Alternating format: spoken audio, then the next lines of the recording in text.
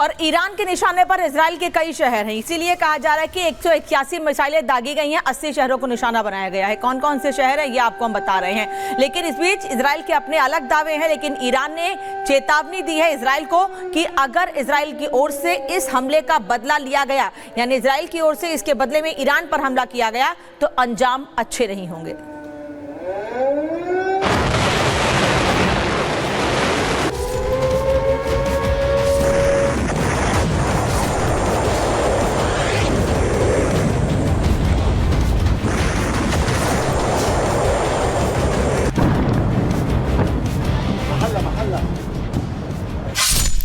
तीसरे महायुद्ध की शुरुआत।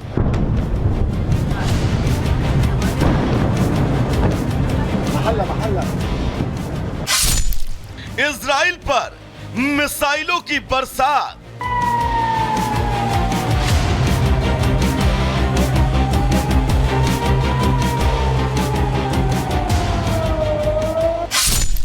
बज गया तीसरे विश्व युद्ध का सायरन।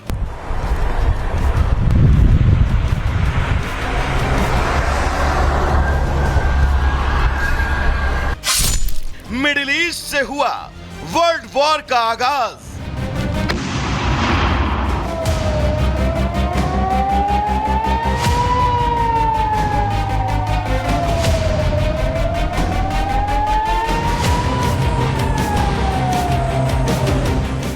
जिसका डर था वही हुआ।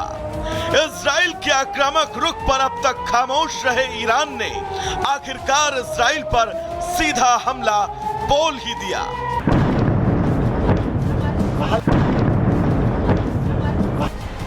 ईरान ने इजराइल पर करीब 200 हाइपरसोनिक और बैलिस्टिक मिसाइलें दागते हुए इजराइल के खिलाफ महायुद्ध का ऐलान कर दिया। ईरान ने इजराइल पर जिन मिसाइलों का इस्तेमाल किया वो कितनी घातक थी, इसका अंदाजा इजरायली सेना के कैंप में हुए नुकसान को देखकर लगाया जा सकता है। इजरायली सेना के मिलिट्री बेस में मची भयानक तबाही की तस्वीरें खुद आईडीएफ ने जारी की हैं।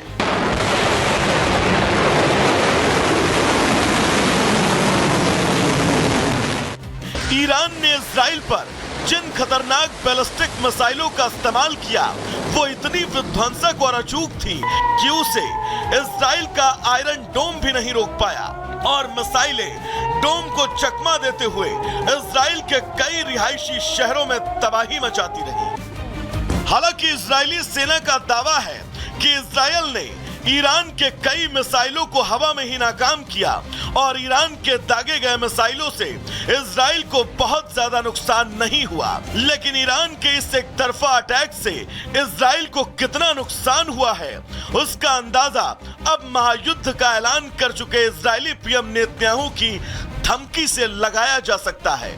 नेतन्याहू ने ईरान को सीधे धमकाते हुए कह डाला, ईरान ने एक बड़ी गलती कर दी है, उसे गलती की बड़ी कीमत चुकानी पड़ेगी। हम अपने नियम पर कायम रहेंगे, जो हम पर हमला करेगा हम उस पर हमला करेंगे।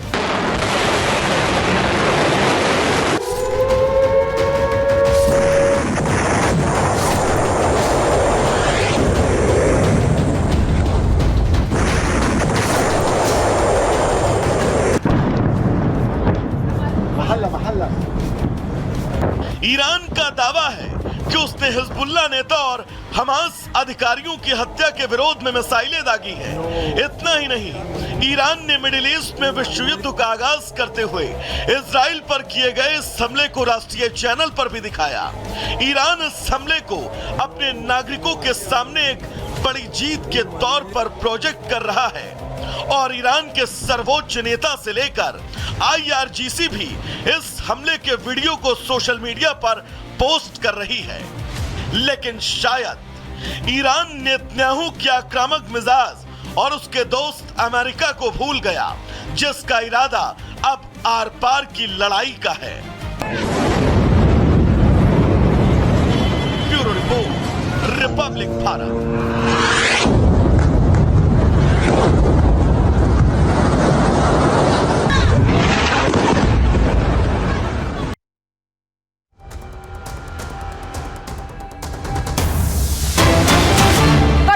इस बीच ईरान के मिसाइल हमले के बाद इजराइल बड़े पैमाने पर पलटवार की तैयारी कर रहा है। पहले आपको बता दें कि पहले भी ईरान की ओर से इजराइल पर हमले किए गए थे और इस बार जो हमले किए गए हैं उसमें ये साफ कर दिया गया है कि अगर इजराइल की ओर से इस पर पलटवार किया जाता है तो परिणाम अच्छे नहीं होंगे।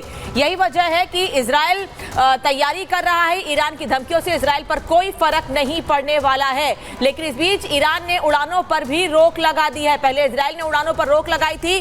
कल सुबह 5 बजे तक ईरान का एयर स्पेस पूरी तरह से बंद रहेगा। वहीं इजराइल ने भी अपने एयर स्पेस को कल हमलों के बाद बंद कर दिया था। अब ईरान ने भी अपने एयर स्पेस को बंद कर दिया है। कल सुबह 5 बजे तक ये एयर स्पेस बंद रहेगा। ईरान ने अपना एयर स्पेस बंद कर दिया है। ईरान ने उड़ानों पर रोक लगाई है। किसी भी देश से ईरान तक कोई उड़ान नहीं भरी जा सकती है फिलहाल कल सुबह 5 बजे तक। वहीं कल हमलों के बाद, कल जब रात को हमले हुए थे उसके बाद इजराइल ने अपने एयर स्पेस को बंद कर दिया था, यानी कि वहां पर भी किसी तरह की कोई फ्लाइट नहीं आ जा सकती थी। अब ईरान ने भी यही कदम उठाया है, यानी ईरान बड़े हमले की आशंका से इनकार ईरान की ओर से नहीं किया जा रहा है। भले ही ईरान की ओर से इजराइल को चेतावनी दी जा रही हो, लेकिन ईरान भी समझता है कि इजराइल पर उस चेतावनी का, उस धमकी का कोई असर नहीं पड़ने वाला है। जिस तरह से बैक टू बैक करीब 200 मिसाइलें दागी गई हैं, उसका बदला इजराइल जरूर लेगा, क्योंकि रातों रात बिना किसी इंफॉर्मेशन के जो हमले हुए, बिना किसी जानकारी के, क्योंकि इजराइल की खुफिया एजेंसी को भी इसकी जानकारी नहीं थी कि ईरान की ओर से इतने बड़े पैमाने पर मिसाइल अटैक किए जाएंगे।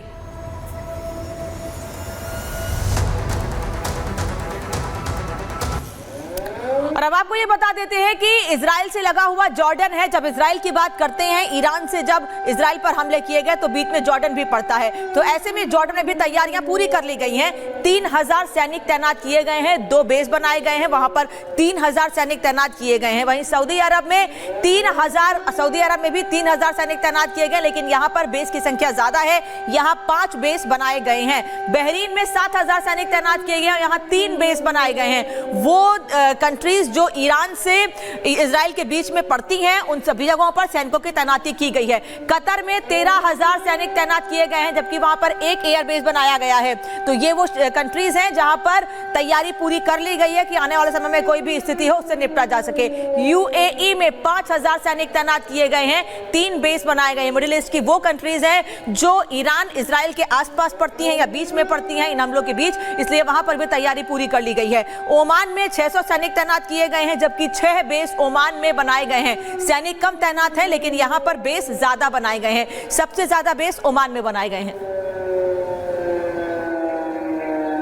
और इसी बीच एक बड़ी खबर आपको बता दें, कभी